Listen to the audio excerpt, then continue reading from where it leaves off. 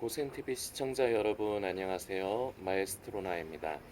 우리 성도님들도 많이 아시는 이제 복음성가라고 생각이 되는데요.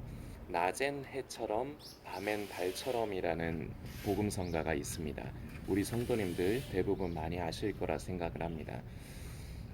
지난 한 주 동안 제가 이제 제 루틴이긴 한, 저의 루틴인데 이제 버스를 타요.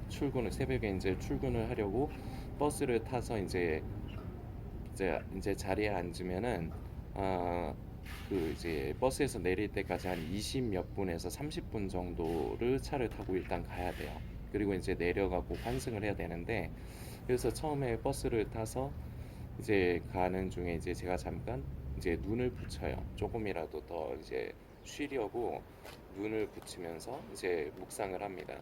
그 묵상을 하다가 이번 주에 이제 아까 전에 방금 말씀드린 낮엔 해처럼 밤엔 달처럼 이제 그 찬양이 이제 묵상이 되더라고요. 근데 그 찬양을 묵상하게 된 이유가, 평소에 저의 바램이 결과적으로 이제 나타난 것이라고 저는 생각을 합니다.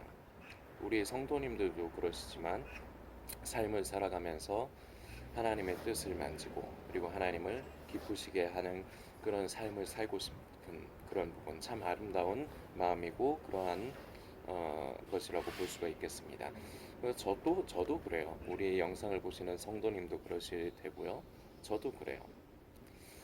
근데 늘 그렇게 고민하고 애를 쓰는데 참 어렵죠. 그게 이제 내 마음대로 잘 안 되고. 그래서 이제 그런 것을 이제 묵상하는 중에 갑자기 예전에 어렸을 적에, 요새도 낮엔 해처럼 밤엔 달처럼 이 복음성가 찬양을 많이 드리는지는 모르겠어요. 교회에서 많이 불리는지는 모르겠는데, 이게 제가 어릴 적에 중학교 때까지만 해도 많이 부르던 찬양이거든요.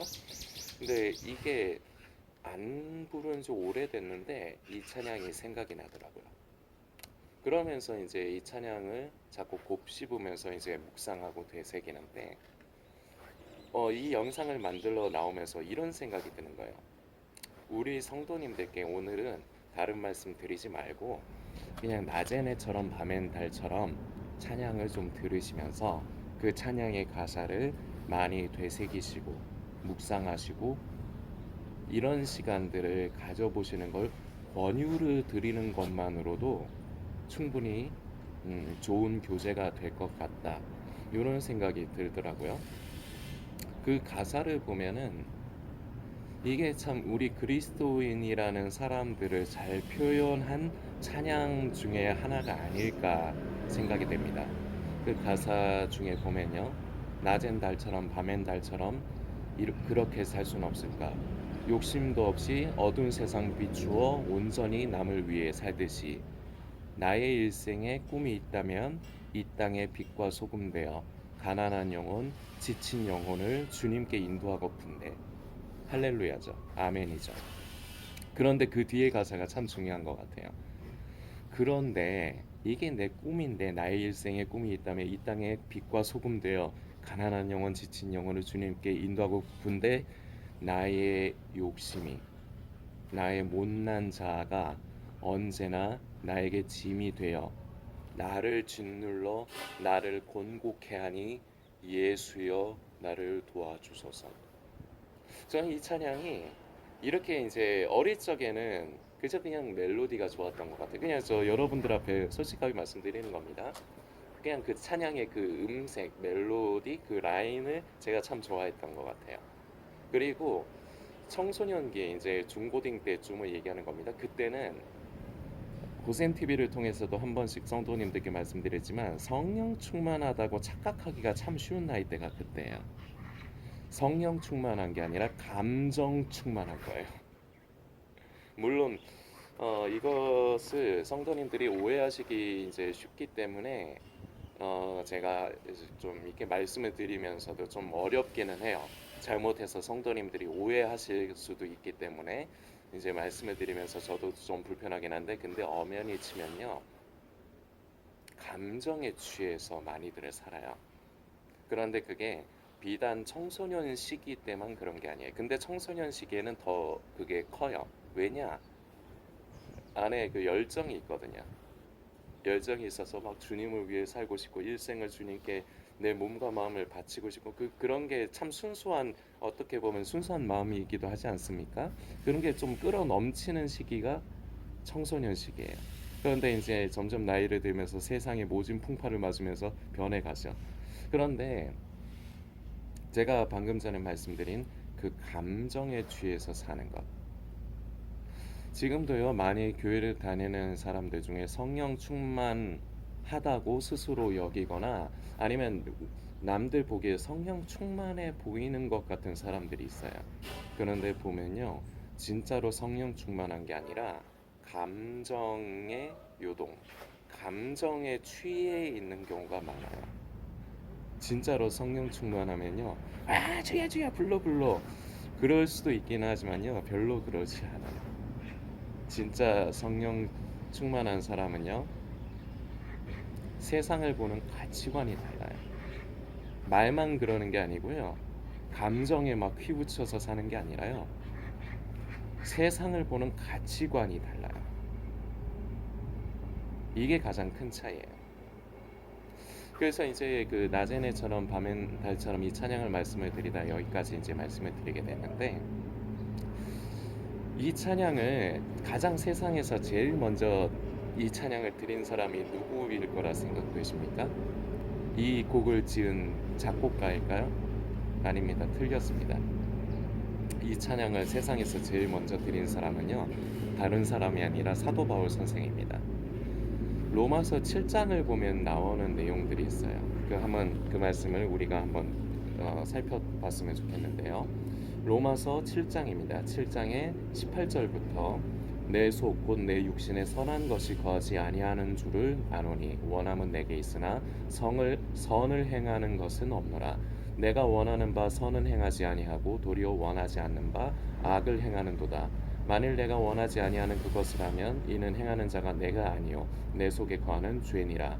그러므로 내가 한 법을 깨달았노니 곧 선을 행하기 원하는 나에게 악이 함께 있는 것이로다. 내 속사람으로는 하나님의 법을 즐거워하되 내 지체 속에서 한 다른 법이 내 마음의 법과 싸워 내 지체 속에 있는 죄의 법으로 나를 사로잡는 것을 보는도다. 오호라, 나는 곤고한 사람이로다. 이 사망의 몸에서 누가 나를 건져내랴. 아멘. 24절까지의 말씀입니다. 우리 성도님들 많이 아시는 말씀이라 생각돼요. 이 로마서는요, 사도 바울 선생이 거의 이제 자신의 인생에 있어서 노년쯤에, 이제 말년쯤에 이제 기록한 성경 중에 서신 중에 이제 하나입니다. 그래서 보면은 이 로마서의 사도 바울 선생의 이제 복음, 믿음의 이제 정수가 굉장히 잘 정리가 돼 있는 이제 서신이 바로 이제 로마서라 볼 수 있는데요. 이것을 보면은 사도 바울 선생이 그 낮엔 해처럼 밤엔 달처럼, 저는 이제 그 찬양의 가사를 묵상하니까 이 말씀이 이제 묵상이 되더라고요.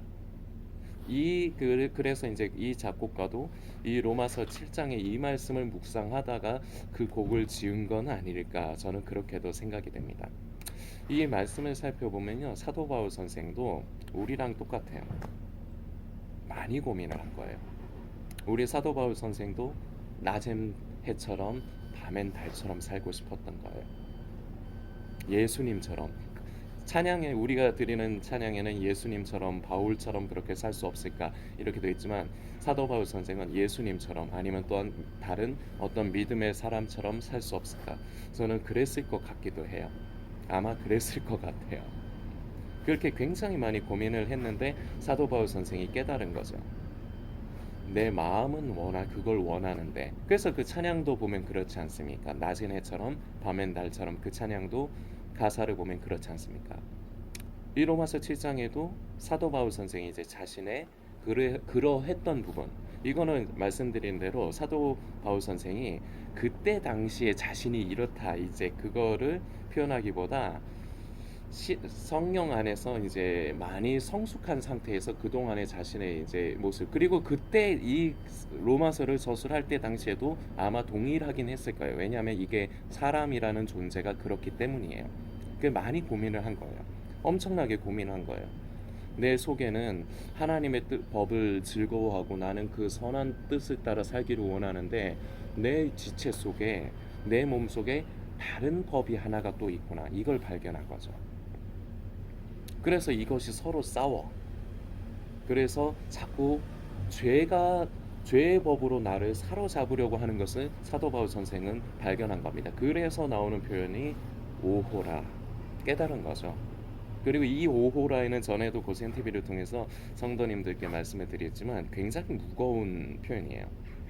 이게 모든 인생의 엑기스가 다 한 그 표현에 다 담겼다고나 할까요? 저도 이걸 성도님들께 이 느낌을 어떻게 설명을 드려야 좋을지 저도 잘 모르겠는데,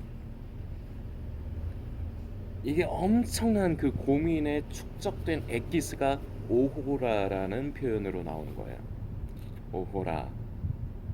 그래, 그렇게 애를 쓰고 그렇게 열심히 내가 주님의 뜻을 따르려고 하고, 내가 성령을 따라 살려고 하고, 내가 내 속에 선한 그 법을 따라 살려고 하는데 그게 안 돼. 그런데 보니까 죄의 법이라는 것이 내 몸 속에 있구나, 내 지체 속에 같이 있구나, 이게 같이 공존을 하는구나. 그래서 서로 치고받고 싸우는구나. 근데 대부분 죄의 법 아래로 나를 사로잡는구나. 이것을 발견했을 때 오호라, 나는 곤고한 사람이로다. 곤고하다. 그래서 그 찬양의 이제 낮엔 해처럼 밤엔 달처럼 마지막 가사를 보면, 그래서 나를 짓눌러 나를 곤고케 하니 예수여 나를 도와주소서. 그래서 이 사도 바울 선생은 어떻게 고백하느냐? 오라 나는 공고한 사람이로다. 누가 나를 이 사망의 몸에서 나를 건져내려. 누가. 이 찬양이 말씀드린 대로 성도라는 존재들의, 어떻게 보면은 성도를 잘 표현한 것이라고 생각해요. 저도 그렇고 이 영상을 보시는 성도님도 그렇고요. 그래서 이것이 예수님 다시 오시는 날까지 우리 안에 끝이 나지 않는 숙제예요. 끝이 나기는 하는데요, 예수님 오실 때 끝이 나요. 그런데 예수님 만나 뵙는 날까지는요, 이 숙제가 끝이 나지 않아요. 왜냐? 사도 바울 선생이 기록을 했습니다. 표현을 했습니다. 우리 속에 선한 법만 있는 게 아니에요. 죄의 법이 함께 공존을 합니다. 그러다 보니까요, 아담 아래 타락한 모든, 우리도 아담 아래 타락한 인간이기 때문에 우리 속에 죄성이 사라지지를 않는 거예요. 예수님 오시는 날까지 죄성 사라지지 않습니다. 성도님들 바르게 기억하셔야 돼요. 그래서 어느 날 갑자기 뭐 180도 바뀌어갖고 사람이 뭐 변한다? 그러지 않아요. 그냥 날이 가면 갈수록요, 내가 늙어가면 갈수록, 예수님 다시 만나 뵙는 날이 가까워지면 가까워질수록요, 더 많이 예수님을 닮아가는 것뿐이에요. 그런 것뿐이지 우리가 완전히 뭔가 180도 다른 존재, 신적인 존재, 그런 게 되는 게 아니에요. 죄성은 사라지지 않아요. 그래서 우리가 곤고한 거예요. 그래서 이 사망의 몸에서 누가 나를 건져내랴? 바로 우리 예수님께서 우리를 이 사망의 몸에서 건져내시는 겁니다. 구원관이 참 많이 흔들리는 시대예요. 그 죄에 대해서 민감하게 여기는 것은 어떻게 보면은 성도의 바른 모습 중에 하나라고는 할 수 있겠습니다. 죄에 대해서 성도라는 사람은, 진정으로 성령받고 살아가는 그리스도인은요, 죄에 대해서 민감해요. 그런데요, 그렇다고 해서 죄 때문에 구원에 대한 두려움을 갖는 것은 옳지 않아요. 아, 내가 이거 죄가 많아서 구원받지 못할 거다. 그거는 예수님의 십자가의 공로를 인정하지 않는 거예요. 이걸 사단 마귀가 은근슬에 우리가 말씀을 오해하도록 자꾸 우리가 육신의 생각으로, 우리의 관점과 우리의 생각으로 성경을 보고 우리의 관점대로 해석을 하게끔 하기 때문에 자꾸 이런 오류가 발생이 되는 겁니다. 구원관의 혼돈, 죄 때문에 구원받지 못한다. 그렇다고 해서 죄를 지어도 된다는 얘기를 하는 게 아니잖아요, 성도님들. 우리는 사도 바울 선생이 우리에게 권면한 대로 우리는 주님 만나 뵙는 날까지 죄와 싸워가는 거예요. 피 흘리기까지. 근데 우리가 피 흘리기까지 싸우지를 않으니까 우리가 죄와 싸우되 피 흘리기까지 싸워야 된다고 사도 바울 선생은 우리에게 격려를 하는 거예요. 우리를 정죄하는 게 아니고요. 우리 안에는 많은 고민이 있습니다. 이것은 그리고 오늘 말씀드린 부분이 그야말로 일생의 고민이자 그리고 이것이 일생에 풀리지 않는 숙제이자 주님 오시는 날까지 이것을 계속 가져가는 것이 그야말로 성도의 모습입니다. 성도님들, 휴거가 중요한 게 아니에요. 내 구원이 어찌 되는가? 내가 구원받아야지. 나 휴거 받아야지. 아, 이제 예수님 오실 때가 언젠가 가까운가? 그게 중요한 게 아니란 말입니다, 성도님들. 그런데 사단 마귀는요, 지금도 많은 자신의 도구들을 사용해서요, 광명한 천사로 가장해서 지금도 많은 영혼들이 자꾸 예수님의 다시 오실 때 자체에 집중하게 만듭니다. 우리는 거기에 집중해서는 안 돼요. 우리가 집중해야 될 것 중에 하나는 바로 오늘 나눈 말씀입니다. 예수님 만나 뵙는 날까지 낮엔 해처럼 밤엔 달처럼 살고 싶습니다. 가난한 영혼, 지친 영혼들을 주님께 인도하고 싶습니다. 주님, 그러나 나의 육신이, 나의 욕심이, 나의 못난 자가 나를 언제나 짓눌러서 나를 곤곡해 합니다. 예수님, 나를 도와주십시오. 내가 주님 만나 뵙는 날까지 한 번이라도 더 우리 주님을 기쁘시게 하는 삶을 살고 싶습니다.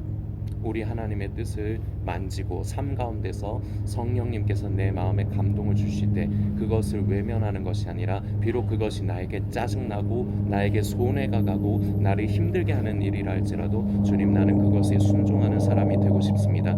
예수여, 나를 도와주소서.